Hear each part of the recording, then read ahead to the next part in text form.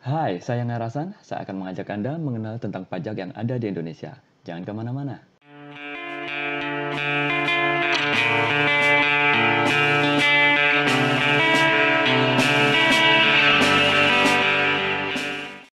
Pada dasarnya, pajak adalah setoran Anda, rakyat, kepada negara.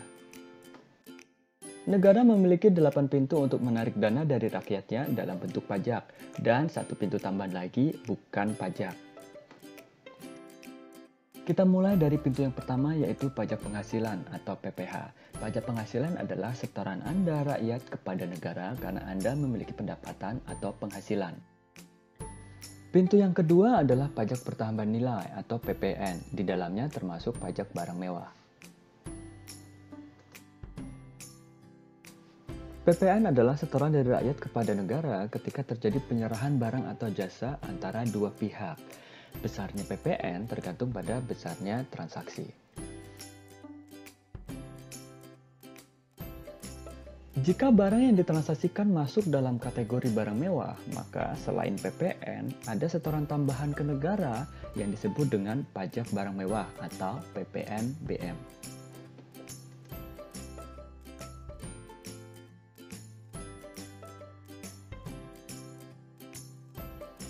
Oke, kita lanjutkan ke pintu yang ketiga yaitu pajak bumi dan bangunan atau PBB. PBB adalah setoran rakyat kepada negara yang disebabkan memiliki dan memperoleh manfaat atas bumi dan bangunan.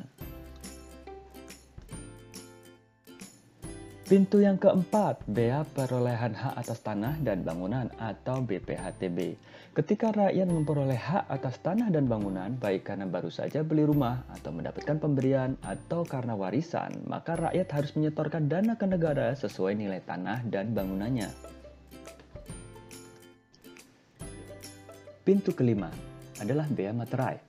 Ketika rakyat membuat surat perjanjian, akta notaris, akta PPAT, atau surat yang menyebutkan jumlah uang di dalamnya, dan berharap semua itu bisa diakui sebagai bukti di pengadilan, maka rakyat harus menyetorkan dana ke negara. Setoran tersebut dititipkan melalui PT Pos, dan sebagai buktinya, PT Pos akan mengeluarkan materai baik dalam bentuk kertas ataupun kertas tempel.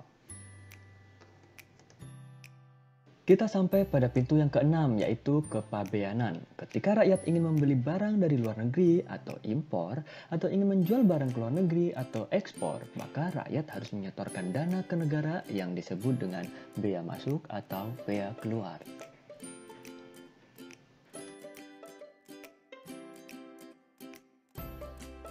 Selanjutnya, pintu yang ketujuh, yaitu cukai. Selain pajak-pajak yang kita sebutkan sebelumnya, barang-barang tertentu juga dikenai cukai, yaitu setoran dari rakyat ke negara karena memproduksi barang-barang dengan karakter dan sifat tertentu. Contoh yang paling gampang adalah rokok.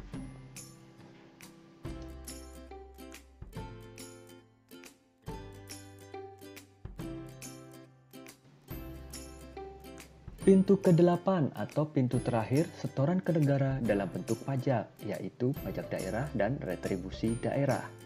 Selain pajak-pajak yang dikelola oleh pemerintah pusat, rakyat juga harus menyetorkan dana ke negara untuk sesuatu hal yang dikelola oleh pemerintah daerah, seperti pajak kendaraan, bea balik nama kendaraan, pajak hotel dan restoran, pajak hiburan, pajak reklame, dan lain-lain.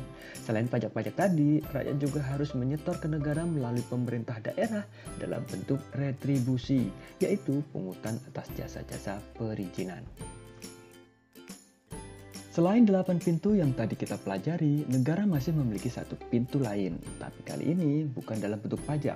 Negara menerima setoran dari rakyat dari kegiatan pelayanan dan denda. Salah satu contohnya ketika Anda kena tilang di jalan raya. Dan itulah semua penerimaan negara yang diperoleh dari setoran rakyat. Oh iya, selain dari setoran rakyat, negara juga memperoleh penerimaan dari beberapa hal seperti pemanfaatan sumber daya alam, pengelolaan dana pemerintah, pengelolaan kekayaan alam, dan juga dana hibah. Oke, cukup sampai di sini pengenalan kita tentang penerimaan negara. Ketemu lagi di lain waktu, semoga bermanfaat.